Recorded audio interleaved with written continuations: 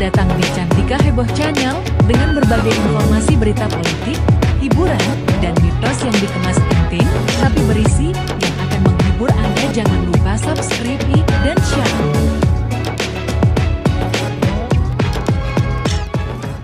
Kemunculan makam Nyi Roro Kidul di Tangerang membuat heboh banyak orang. Dalam rekaman singkat terlihat makam tersebut berada di dalam rumah dan terdapat taburan bunga di atasnya. Di samping pusara makam terdapat foto-foto Nyi Roro Kidul berbalut kain serba hijau. Menurut pewartaan detik.com tanggal 26 Juli tahun 2024, makam tersebut rupanya berada di dalam rumah warga bernama Nurhaeni. Setelah diusut kepolisian, Nurhaeni sengaja membuat itu untuk menarik pasien. Nurhaeni memang mengaku bisa melakukan pengobatan spiritual dengan membacakan ayat suci Al-Quran ke dalam gelas berisikan air. Gelas itu bakal diminum pasien untuk menyembuhkan penyakit. Saat kedoknya terbongkar, Nurhaeni meminta maaf dan sudah membongkar makam Nyi Roro Kidul tersebut. Meski begitu, kasus ini menjadi bukti bahwa cerita mistis Nyi Roro Kidul masih dinikmati masyarakat. Sementara, pada sisi lain masih belum banyak orang tahu fakta sebenarnya di balik mitos Nyi Roro Kidul. Begini penjelasannya.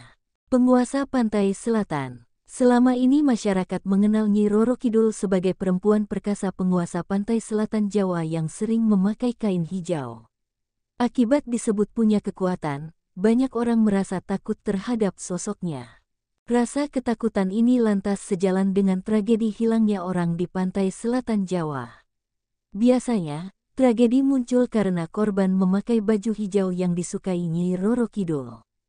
Dari perspektif sejarah, masyarakat Jawa sendiri sudah mengenal narasi kemunculan Nyi Roro Kidul sejak lama.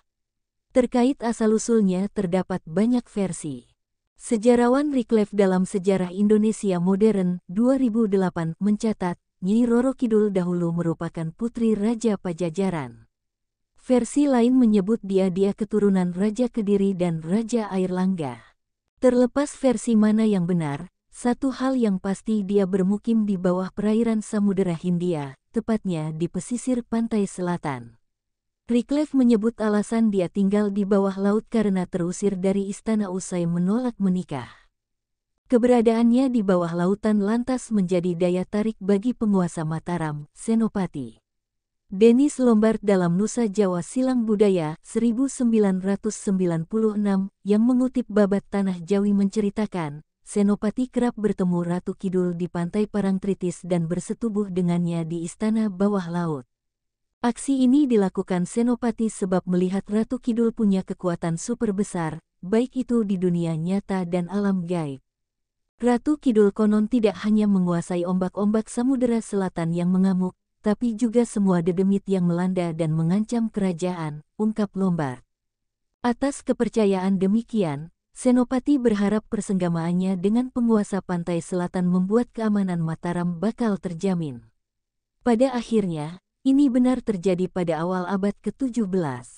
Sejarawan Peter Carey dan Vincent Houben dalam Perempuan-Perempuan Perkasa di Jawa abad 18–19 2016 menceritakan, hubungan intim keduanya sukses membuat Mataram mencapai puncak kejayaan saat cucu Senopati, Sultan Agung, berkuasa. Pada titik ini, masyarakat mempercayai kalau Ratu Kidul ibarat pelindung kerajaan dan juru selamat. Hanya mitos, narasi Nyi Roro Kidul hidup di bawah air tentu saja membuat banyak orang ragu. Toh, tak ada satupun manusia yang bisa hidup tanpa udara. Salah satu yang membongkar narasi Nyi Roro Kidul adalah sastrawan Pramudia Anantatur yang memberikan penjelasan cukup logis. Katanya, Nyi Roro Kidul diciptakan oleh Mataram usai kalah bertempur dari Belanda di pantai utara Jawa. Sebagai gambaran, pada abad ke-17, Mataram jadi kerajaan besar dan berjaya di Jawa. Dia menguasai hampir pesisir pantai utara Jawa yang jadi jalur perdagangan internasional. Namun, kejayaan tersebut runtuh ketika Belanda sukses menyerang habis-habisan Mataram hingga terusir dari pantai utara Jawa. Buat mengakali dan menakut-nakuti Belanda, Mataram lantas menciptakan narasi Nyi Roro Kidul. bahwa Belanda tak bisa menguasai pantai selatan Jawa karena terdapat sosok besar bernama Nyi Roro Kidul. Plus, untuk membuktikan bahwa Mataram tidak lemah, kerajaan masih eksis di selatan Jawa. Untuk menutupi kehilangan tersebut, Pujangga Jawa menciptakan Dewi Laut Nyi Roro Kidul sebagai selimut, bahwa Mataram masih menguasai laut di Samudera Hindia, kata Pram dalam Sastra, Sensor, dan Negara 1995. Penciptaan narasi tersebut lengkap dengan mitos berpakaian hijau Nyi Roro Kidul. Pujangga Mataram membuat mitos tersebut supaya orang-orang tak lagi memakai pakaian hijau yang identik dengan seragam militer Belanda. Dari sini, Mataram sukses mengukuhkan kekuasaan di pantai selatan. Mitos tersebut lantas dipercaya masyarakat sampai sekarang. Chen Bece jadi bagaimana menurut Anda?